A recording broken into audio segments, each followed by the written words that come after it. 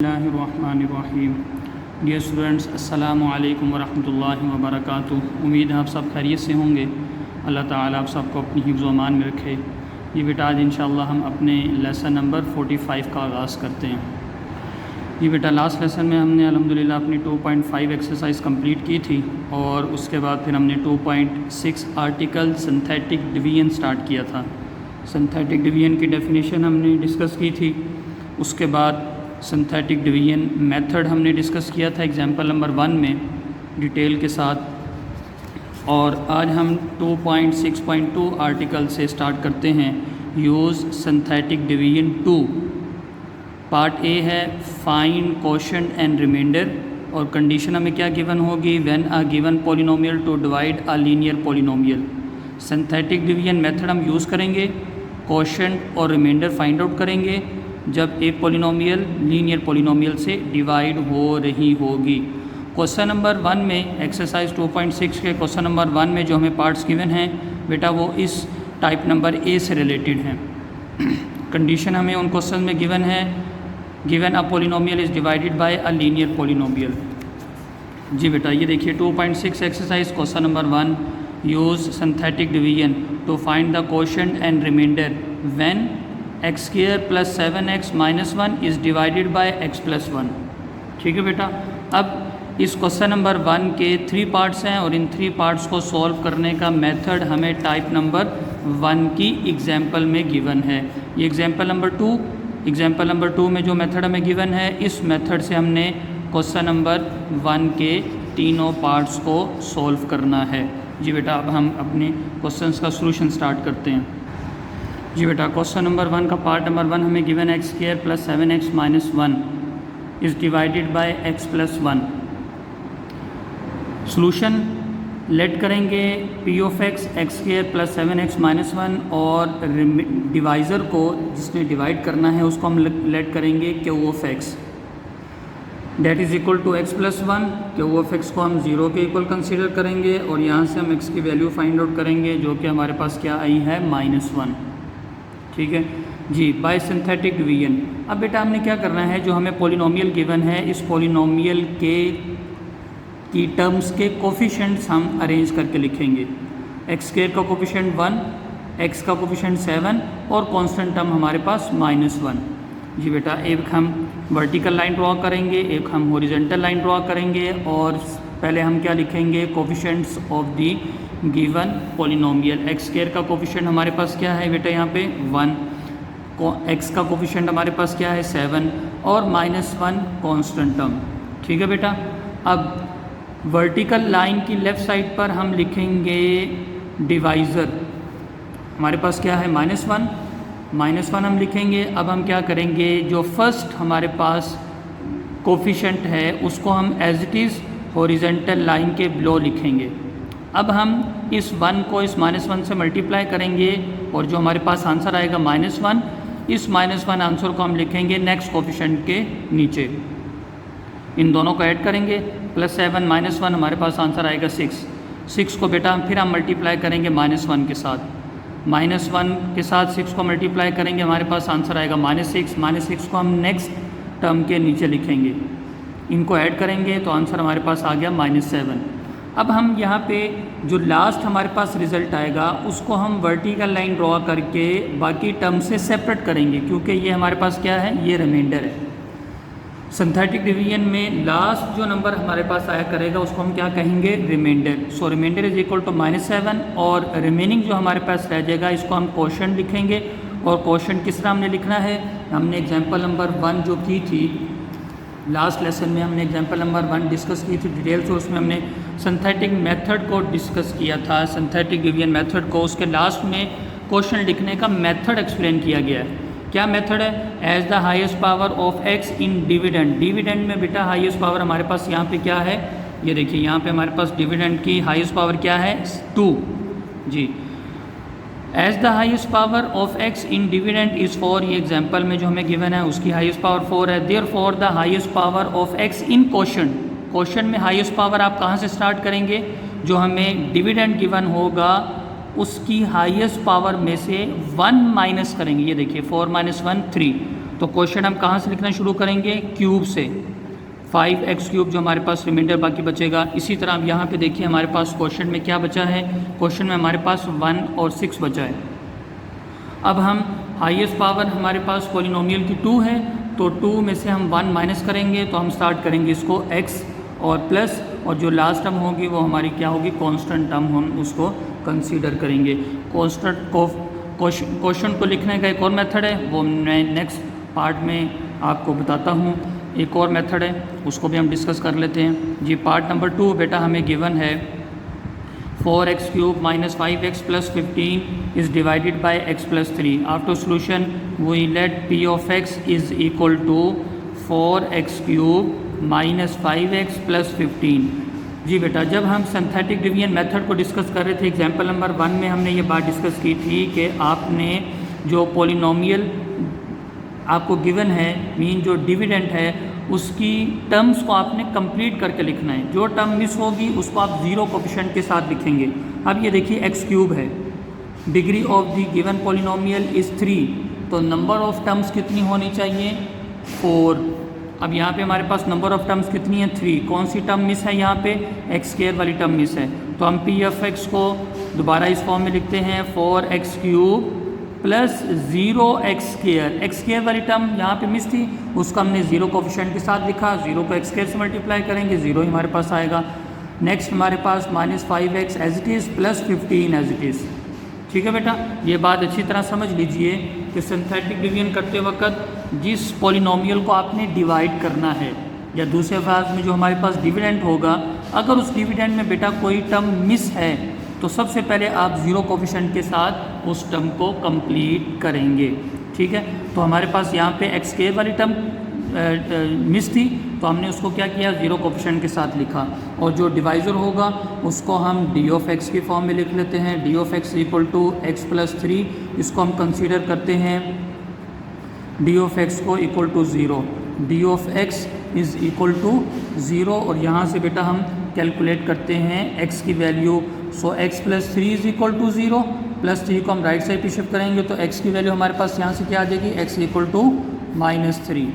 ठीक है बेटा, अब हम इसको बाय सिंथेटिक डिवीजन डिवाइड करते हैं। जी बेटा, p(x) जो पॉलिनोमियल थी उसमें जो हमारे पास टर्म मिसिंग थी उनको हमने जीरो कोफिशिएंट के साथ लिखा। अब हम क्या करेंगे, बाय सिंथेटिक डिवीजन इस पॉलिनोमियल की टर्म्स के कोफिशिएंट को हम अरेंज करके लिखेंगे। सबसे पहले हम x³ का कोफिशिएंट लिखेंगे 4, फिर x² का कोफिशिएंट लिखेंगे 0, फिर x का कोफिशिएंट लिखेंगे -5, और लास्ट में हम लिखेंगे कांस्टेंट टर्म 15। ये देखिए, बाय सिंथेटिक डिवीजन एक आपने वर्टिकल लाइन ड्रॉ करनी है और एक आपने बेटा हॉरिजॉन्टल लाइन ड्रॉ करनी है। अब यहाँ पे आपने कोफिशिएंट लिखने हैं, x³ का कोफिशिएंट 4 है, x² का कोफिशिएंट हमारे पास 0 है, और x का कोफिशिएंट -5, और कांस्टेंट टर्म हमारे पास 15। ठीक है बेटा, और डिवाइज़र x प्लस 3 जो डिवाइज़र है, यहाँ से हमने x की वैल्यू क्या कैलकुलेट की, x की वैल्यू यहाँ से हमारे पास कैलकुलेट हुई है x इज़ इक्वल टू -3। जी बेटा, इस -3 को हम इस वर्टिकल लाइन की लेफ़्ट साइड पर लिखेंगे, यहाँ पे -3। अभी पार्ट नंबर 1 में भी हमने मेथड डिस्कस किया, उससे पहले एग्जाम्पल में भी हमने मेथड डिस्कस किया है। तमाम पार्ट्स में इंशाल्लाह ये मेथड डिस्कस होता जाएगा, तो आपका कॉन्सेप्ट इंशाल्लाह सिंथेटिक डिवीजन से रिलेटेड क्लियर होते जाएंगे। जी बेटा, फर्स्ट जो हमारे पास कोफिशिएंट है उसको हम एज इट इज़ लिखेंगे। अब इस 4 को हम मल्टीप्लाई करेंगे -3 के साथ, 4 को -3 से हमने मल्टीप्लाई किया, हमारे पास आंसर आया -12। उस -12 को हम लिखेंगे नेक्स्ट कोफिशिएंट के नीचे। अब हम इन दोनों को ऐड करेंगे, -12 प्लस 0 करेंगे, आंसर हमारे पास -12 आएगा। जी बेटा, अब इस -12 को हम मल्टीप्लाई करेंगे -3 के साथ, -12 को -3 से मल्टीप्लाई करेंगे तो हमारे पास आंसर आएगा +36। 36 और -5 हमारे पास क्या आंसर आ जाएगा बेटा, 31। ठीक है, देखिए समझ आ रही होगी इंशाल्लाह आपको। अब ये देखिए, ये हमारे पास अंडर बिलो हॉरिजॉन्टल लाइन के अंडर जितने भी हमारे पास टर्म्स आ रही हैं, रिज़ल्ट आ रहे हैं, उन रिज़ल्ट को हम -3 से मल्टीप्लाई करते चले जा रहे हैं। फर्स्ट को हमने एज इट इज़ लिखा, -3 से मल्टीप्लाई किया, और रिज़ल्ट को हमने नेक्स्ट कोफिशिएंट के लिखा, -12 के नीचे लिखा, और 0 के नीचे लिखा, और फिर हमने इन दोनों को ऐड किया, आंसर हमारे पास आया -12। -12 को फिर हमने -3 से मल्टीप्लाई किया, आंसर आया हमारे पास +36। उसको हमने नेक्स्ट कोफिशिएंट के नीचे लिखा, फिर हमने इन दोनों को ऐड किया 36 माइनस 5 तो हमारे पास आंसर आया 31। अब इस 31 को फिर हम -3 से मल्टीप्लाई करेंगे तो हमारे पास आंसर आएगा -93। -93 उसको हम लिखेंगे नेक्स्ट नंबर के नीचे। अब हम बेटा -93 और 15 को ऐड करेंगे तो हमारे पास आंसर क्या आएगा जी -78। ठीक है बेटा। और अभी मैंने पिछले पार्ट में भी आपको बताया कि लास्ट जो हमारे पास रिजल्ट आता है उसको हम हॉरिजेंटल लाइन लगा के सेपरेट कर लेते हैं, क्योंकि ये हमारे पास क्या होता है रिमाइंडर। जी अब हम फाइनली रिमाइंडर लिखते हैं। रिमाइंडर हमारे पास क्या आया बेटा -78। अब हम क्वोशंट लिखते हैं।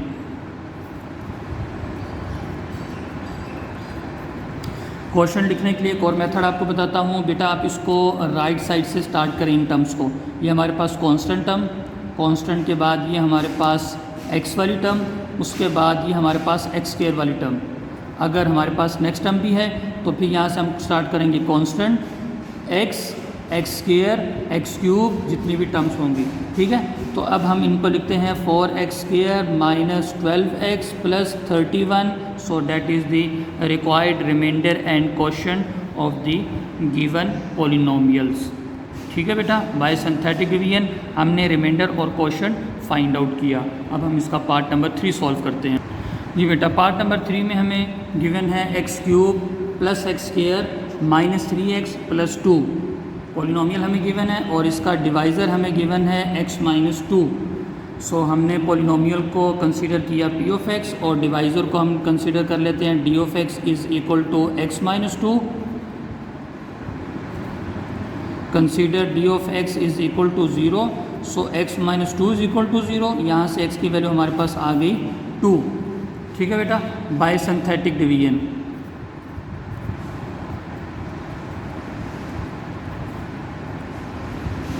बाय सिंथेटिक डिवीजन अब हम लिखेंगे गिवन पॉलिनोमियल की टर्म्स के कोफिशिएंट। देखिए यहाँ पे हमारे पास कोई टर्म मिस नहीं है, क्योंकि हमारे पास डिग्री ऑफ द पॉलिनोमियल 3 है, क्यूब वाली टर्म है, स्क्वायर वाली टर्म है, एक्स वाली टर्म है और कांस्टेंट टर्म है। ठीक है बेटा, अब हम इनके कोफिशिएंट अरेंज करके लिखते हैं। कोफिशिएंट एक्स क्यूब का कोफिशिएंट 1, एक्स स्क्वायर का कोफिशिएंट 1, एक्स का कोफिशिएंट -3 और कांस्टेंट टर्म हमारे पास 2। वर्टिकल लाइन ड्रॉ करेंगे, हॉरिजॉन्टल लाइन ड्रॉ करेंगे। हॉरिजॉन्टल लाइन बेटा आपने जब कोफिशिएंट्स लिख लेने हैं तो एक लाइन छोड़ के आपने वर्टिकल लाइन ड्रॉ करनी है। अब जो हमने x की वैल्यू कैलकुलेट की डिवाइज़र से 2, उसको हम वर्टिकल लाइन की लेफ़्ट साइड पर लिखेंगे।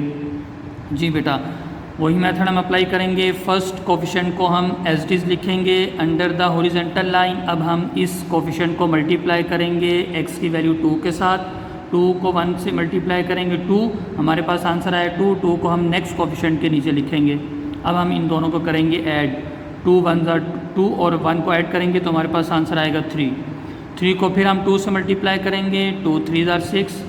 नेक्स्ट कोफिशिएंट के नीचे हम रिज़ल्ट को लिखेंगे, इन दोनों को हम ऐड करेंगे तो हमारे पास आंसर आएगा 3। 3 को फिर हम 2 से मल्टीप्लाई करेंगे 6। 6 को हम नेक्स्ट टर्म के नीचे लिखेंगे और फिर उन दोनों को हम ऐड करेंगे 8। और लास्ट हमारे पास जो डिजिट आएगा, मैंने अभी बार बार बताया आपको कि आपने वर्टिकल लाइन ड्रॉ करके उसको सेपरेट करना है, जो कि रिमाइंडर को रिप्रेजेंट करेगा। जी बेटा, अब हम रिमाइंडर और क्वोशंट लिखते हैं। जी, रिमाइंडर हमारे पास क्या कैलकुलेट होकर आया 8। ठीक है, ये वर्टिकल लाइन हम ड्रॉ इसलिए करते हैं ताकि हमें रिमाइंडर हमारा सेपरेट हो जाए और क्वोशंट सेपरेट हो जाए।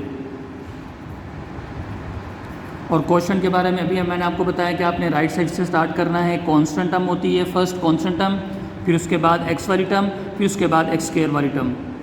जी बेटा, एक्स स्क्वायर का कोफिशिएंट 1 बनेगा और एक्स का कोफिशिएंट 3 होगा और कांस्टेंट टर्म हमारे पास 3 होगी। So that is the required remainder and quotient by synthetic division method.